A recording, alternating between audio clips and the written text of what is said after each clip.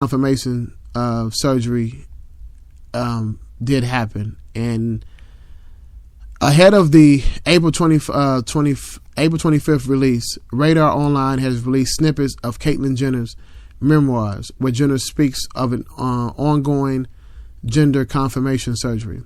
Jenner says, and they refer to her as she, but this is crazy, but I'm going to say Jenner says he underwent surgery just 2 years after announcing that she would be I guess I have to be politically correct for a second. So Jenner says she underwent surgery just 2 years after announcing that she would be transitioning. Jenner, 67, says in her upcoming memoirs that she had the surgery in January and that she went public about it. So all of you can stop staring. Quote, "You want to know, so now you know, which is why this is the first time and the last time I will ever speak of it." Jenner wrote in her memoirs, "The Secrets of My Life." According to the excerpts, Jenner said the surgery was successful and and that she feels, quote, "not only wonderful but liberated."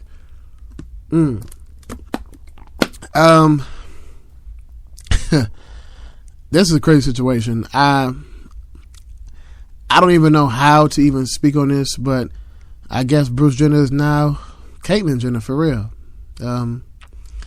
Physically now, not even just by name. What a crazy situation. But yeah, Bruce Jenner is interesting. So let's get into some other news. Let's get into some legal news again. I'm gonna give kudos to the state of New York. And some people may be asking me, why am I giving kudos to the state of New York? Well, New York lawmakers voted to increase the age of criminal responsibility. Now, this is why I'm giving them kudos, because what they're going to do is stop letting minors under the age of 18 be tried as adults. And anybody that has anybody in the jail system or prison system or has ever been, you definitely understand why this is a big situation, because you have kids amongst grown men, and now that's going to change. So the like I said, New York lawmakers voted to increase the age of criminal responsibility, meaning the state will stop charging and sentencing minors as adults. The increase will be set in motion in October 2019, requires offenders under the age of 18 to be sent to juvenile facilities instead of adult jails and prisons. This will allow teens to receive rehabilitation and treatment instead of brutally and tortured. I agree with this. As described of the environment of New York City's infamous Rikers Island. In 2018, the age of criminal responsibility will be increased to 17, then 18 in 2019. This measure also includes a clause concerning non-violent offenders that will allow them to apply to have their records sealed after 10 years, the Root reports. The increase comes as a part of a $100 million budget deal approved on the heels of the resurfacing of the Kalief Browder story. And if you don't know about Kalief Browder, that's a story that you're going to be seeing, because there's going to be a movie and documentary made about that, okay? If you recall, Browder was sent to Rikers at the age of 16 after he was accused of stealing a backpack.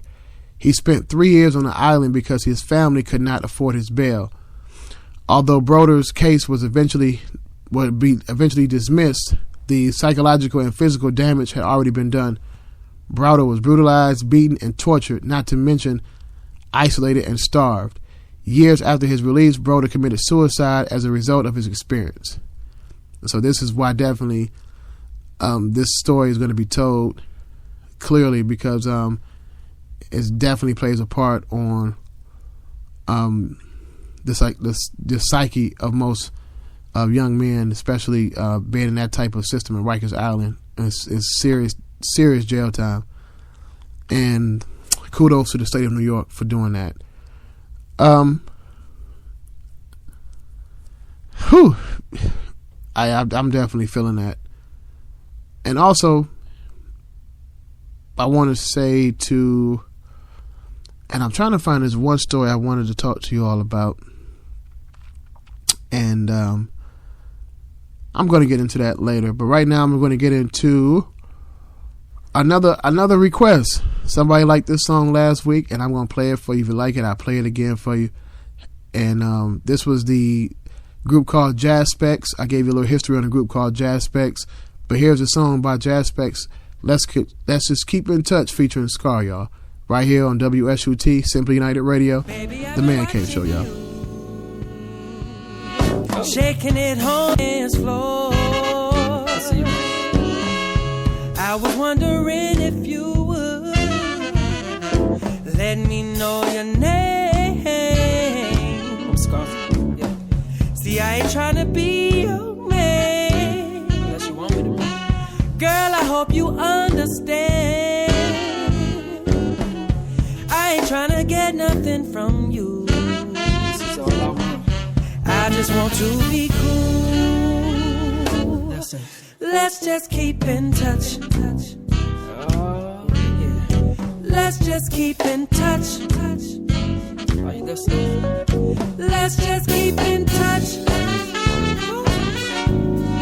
Let's just keep in touch. Just for the night. Let's just keep in touch. Girl, you know you're looking right. Always keeping your head tight. Classy as you wanna be. Wish you were the one for me. I believe that you are.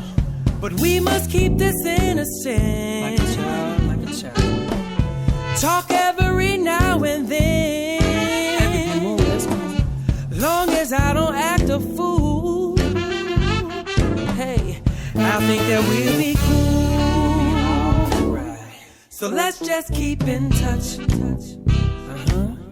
Alright. Let's just keep in touch. It's every now and then, every move, yo. Let's just keep in touch. Hey. Let's just keep in touch. Let's just keep in touch. Everybody, throw your J's up. Jazz Specs, that's right. Oh, throw your J's up. I see you. Oh, oh, oh.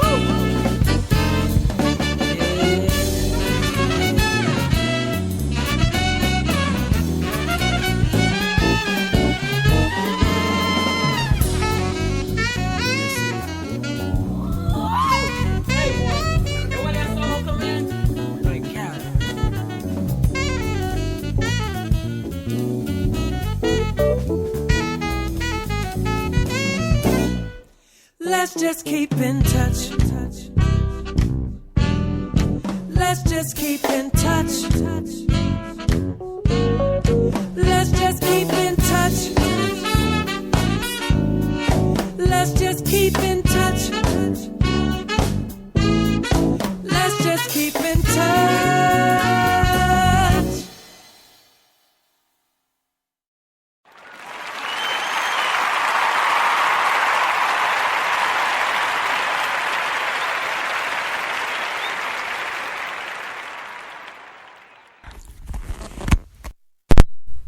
I'm back.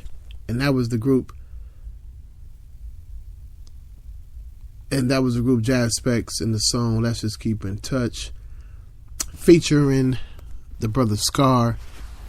Great song. I had to play. I'm the people's champ, man. You asked for it, I'm gonna play it. I ain't gonna lie to you, I'm definitely gonna play it. And most definitely. And we're back. So we're back on the second half of the show, right here on the Man Cave Show, Simply United Radio, WSUT. And tonight we're going to be talking about something very, very interesting, I feel. And phone lines are now open. 404-641-9606. And tonight's topic is a good one. We're going to be talking about if you met someone and their children's father is not involved in their life and there is no child support filed, is it breaking man code to encourage the woman to seek financial assistance from the father. What breaks the man code when it comes to this? I think that this is a very, very interesting subject, and would like to hear both sides, both male and female, to talk about this tonight right here on the Man Cave Show. And while we get into that, like I said, phone lines are open, 404-641-9606, and we're going to be talking about that as well. So I want to get into a funny story real quick, y'all. There was an investigation, and into a massage parlor. It began when a building's property manager discovered that the strip mall's industrial waste unit was clogged up. The cause? Well, it was hundreds of condoms being flushed down the toilets at this location. The property manager then called the police to express concern that the prostitution was happening at the business. According to the San Antonio Express, this wasn't the first tip either. Police were notified within the last 3 months that the business frequently placed ads on Backpage.com, sometimes multiple times a day. In the following weeks after the first tip, police staked out the establishment's second location and pulled over a couple of suspected Johns who had gone into the massage parlor. They allegedly admitted to paying for sexual services inside. After subsequent investigations, owners Juan Wang, that's funny as hell, Juan Wang, and her husband, that's a Juan Wang, okay, and her husband Joseph Emery were both arrested and are facing charges of engaging in organized criminal activity. A further probe found that Wang was previously stopped at Austin Bergstrom International Airport after TSA agent found $30,000 taped in bundles in her luggage. She was allowed to pass through with the money by claiming it was profits from her massage business and that she was bringing it to China to pay for her medical procedure. Business records from Jade Massage LLC don't show any payments to the employees, but customers frequently tipped up to $120 on a bill of $60. Wow. What an interesting situation. I guess happy endings do exist. I see. Still. Crazy. The things we do for pleasure, y'all. But I had to bring something funny to you. Just all that's been going on in the news, and one of the things that we noticed, we all saw together this week, was the situation in Chicago from United Airlines. So I guess I need to go ahead and talk about this. It happened in my hometown, but I'm gonna talk about it though. So we all know. So let me give you the proper introduction to the story first. So Dr. David Dow, the unlucky passenger on the United Airlines flight, says his attorneys aren't suing the airlines or the city of Chicago just yet, but that the pressure is on now that his injuries have been revealed. Attorney Dom Dimitro revealed during the news conference that Dow suffered a significant concussion, a broken nose, and sinus injuries. He said also he lost 2 front teeth and will be undergoing reconstructive surgery. Wow. Dimitro says while they were holding off on filing the suit, it is definitely happening. Mentioning it will be filed in Cook County. He also added that the law clearly states that if a passenger is to be removed from a flight, under no circumstance can it be done with unreasonable force and violence. So for all those people on Facebook who were playing Facebook lawyers like y'all normally do, here's the legal terminologies. People talking about, well, he could have just left peacefully. They did volunteer him, this and that. You all the idiots. And there was a legal technicality. You have to understand the law. It's the pen is always going to be mightier than the sword. So once again, for those who don't know, the legal term, people say, well, they followed Because I had an argument with some idiot. I can't remember who this was. Somebody was